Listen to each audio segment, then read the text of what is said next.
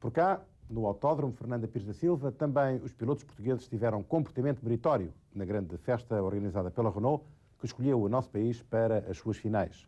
José João Magalhães, por exemplo, transformou-se no herói do dia, triunfando na Eurocup Clio, isto depois de ter largado do 20º lugar da grelha de partida. Foi, de facto, a corrida da vida de José Magalhães. José João Magalhães foi o herói do dia ao vencer no último domingo as duas mangas que compunham a corrida reservada à Eurocup Renault Clio. Apenas 20º nos treinos, o piloto português efetuou na corrida uma excelente recuperação. Na última volta da primeira manga, num sítio pouco propício para as ultrapassagens, José João Magalhães arriscou e ganhou. Eu nunca pensava que podia fazer uma corrida assim. Sabia que andava bem em chuva, já tinha dado provas disso, só que perante estes craques internacionais nunca pensava que pudesse ir para os lugares da frente. Na segunda manga, o piloto português teve de suportar os ataques de Salvatore Pirro. Mas o piloto italiano não teve andamento para José João Magalhães, que assim venceu a corrida da Eurocup Renault Clio, a corrida da sua vida. Eu nunca tinha ganho uma prova internacional, portanto, primeiro ganhar uma prova internacional é uma alegria muito grande. E então, em frente do público português, que o público, tenho a dizer que foi excepcional, puxou por mim e, bom, é uma alegria muito grande vencer uma prova internacional aqui no nosso país. Aidan Meacham foi o mais rápido nos treinos ao realizar o tempo de 2:02:08, menos 7 centésimos de segundo que Salvatore Pirro, o segundo mais rápido. Na luta pela vitória no troféu estavam envolvidos 3 pilotos: Bernard Castaing, terceiro nos treinos, Franz Verschoor, quarto, e Mike Blickmolen, apenas 18º.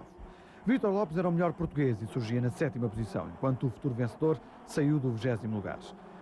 No momento da partida, Aidan Meacham deixou patinar as rodas do seu carro e foi ultrapassado por Franz Verschoor. O piloto britânico viria a perder mais alguns lugares com o decorrer da prova. O comando da corrida conhecia vários donos ao longo das primeiras voltas. Verschoor, Massimo De Risi e Salvatore Pirro trocavam várias vezes de posições entre si. Vítor Lopes, que tinha sido o melhor piloto português nos treinos, abandonava a corrida com problemas na suspensão do seu Renault Clio. Enquanto José João Magalhães já era 5º classificado ao fim de 7 voltas de prova. Depois de ter ultrapassado Celestino Araújo, o piloto do Clio número 80 foi em perseguição de Salvatore Pirro. Na última volta, na difícil curva da orelha, José João Magalhães apostou forte e acabou por ganhar lugar ao piloto italiano, para contentamento do público presente no Autódromo Fernanda Pires da Silva.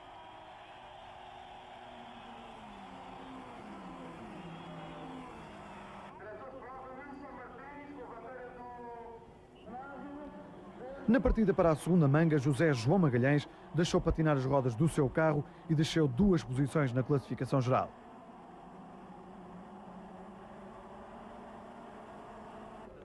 Ainda no decorrer da mesma volta, o piloto português regressou ao comando da corrida.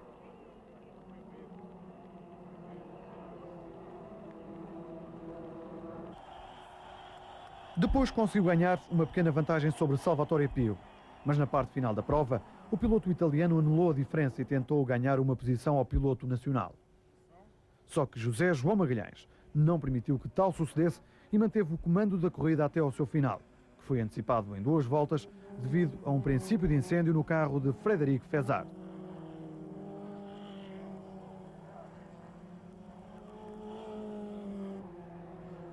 Celestino Araújo, ao terminar a segunda mancha à frente de Sebastião Calera, garantiu o 3º lugar final no somatório das 2 mangas.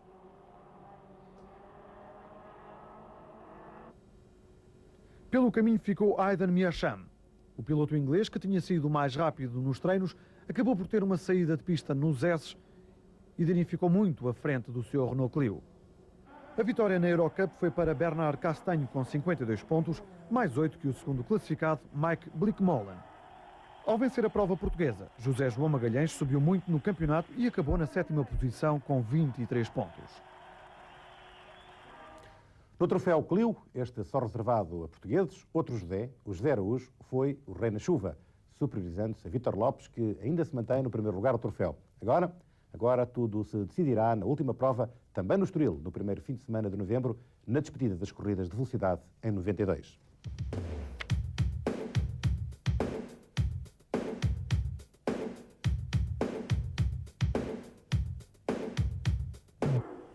Vítor Lopes foi o mais rápido nos treinos para a corrida do troféu Renault Clio Galp e a cronometragem obtida conferiu-lhe a pole position.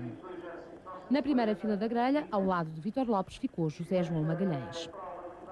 A chuva marcou presença no passado fim de semana no Autódromo do Estoril e foi em parte responsável pela animação que caracterizou esta corrida.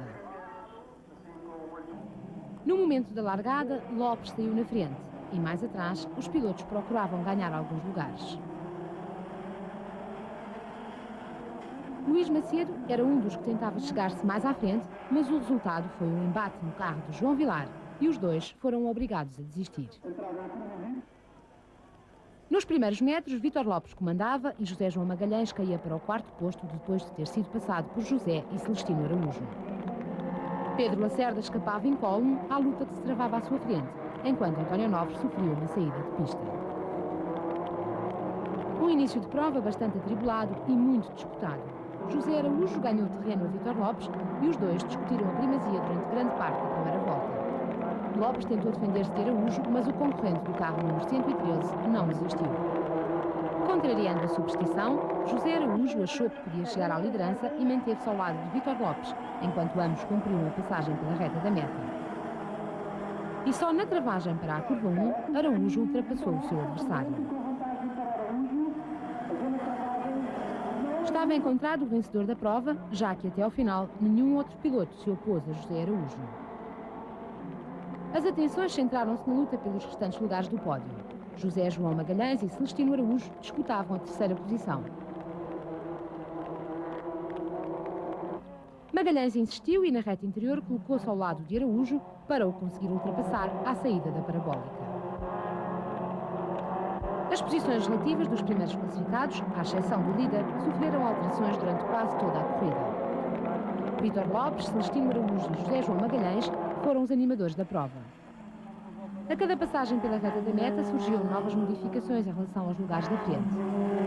Mas a luta pela segunda posição ficou a partir da quinta volta, confiada a Celestino Araújo e Vítor Lopes, uma vez que José João Magalhães se atrasou, ficando com o quarto lugar. No entanto, Magalhães ainda tentou recuperar e foi mesmo o piloto mais rápido em pista ao fazer a melhor cronometragem da corrida. Nas últimas voltas, Vítor Lopes forçou o andamento, o que lhe permitiu superar Celestino Araújo e ganhar-lhe a segunda posição. O piloto da trofa, a braços com problemas na caixa de velocidades do seu Clio 16 válvulas, não pôde fazer face à superioridade do seu adversário. Quando terminaram as 12 voltas que compunham esta prova do troféu Renault Clio Galp, José Araújo ganhou e foi o sexto vencedor em 7 corridas já disputadas. Para mim correu muito bem, aliás, porque ganhei a corrida. Estive em igualdade de circunstâncias com os outros, pois ninguém tinha andado à chuva com este tipo de pneus. Foi uma experiência nova para toda a gente e onde eu me adaptei melhor que qualquer outro. Classificação final: primeiro José Araújo, segundo Vítor Lopes, terceiro Celestino Araújo, quarto José João Magalhães e quinto Jorge Leite. Vítor Lopes comanda o troféu com um total de 86 pontos.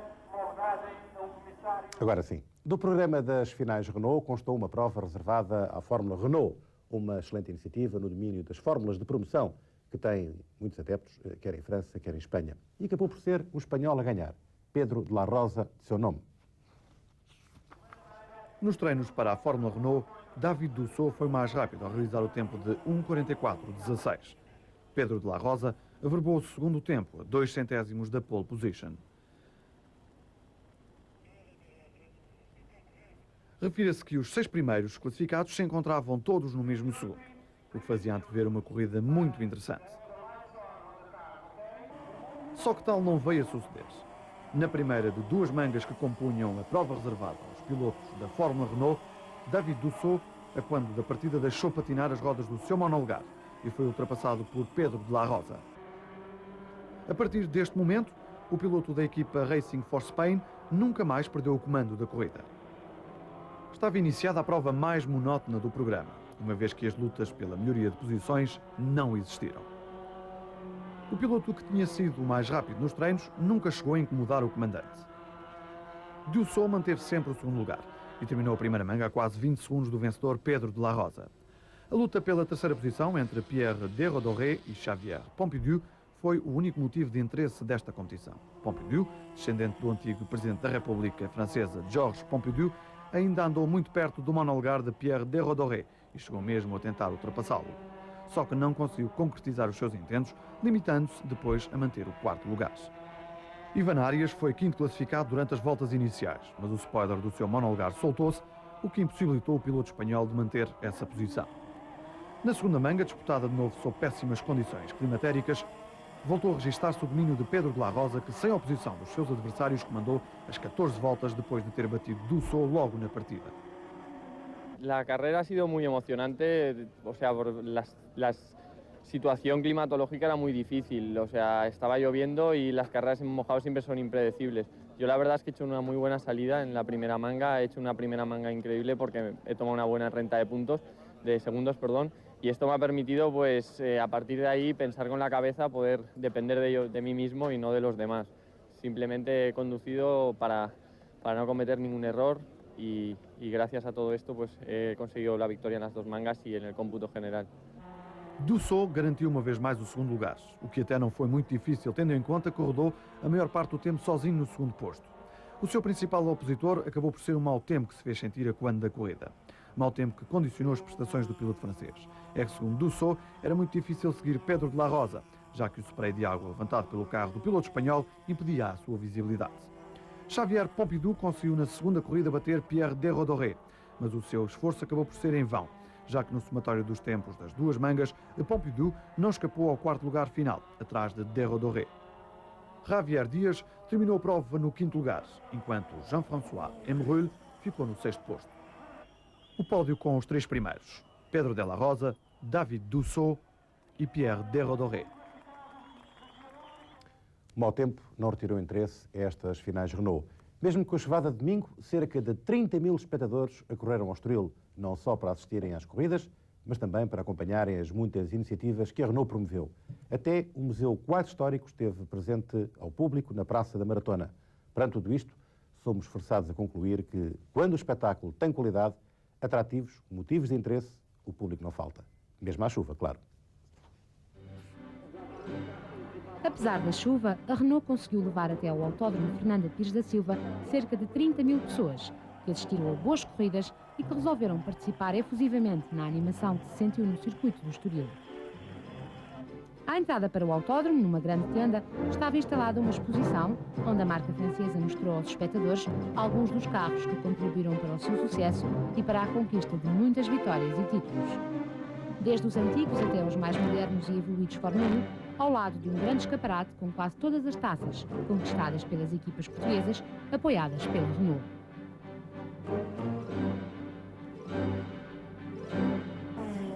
Se o tempo tivesse cooperado com o mesmo entusiasmo do público, teria sido possível assistir a um concerto dos Ritual Tejo.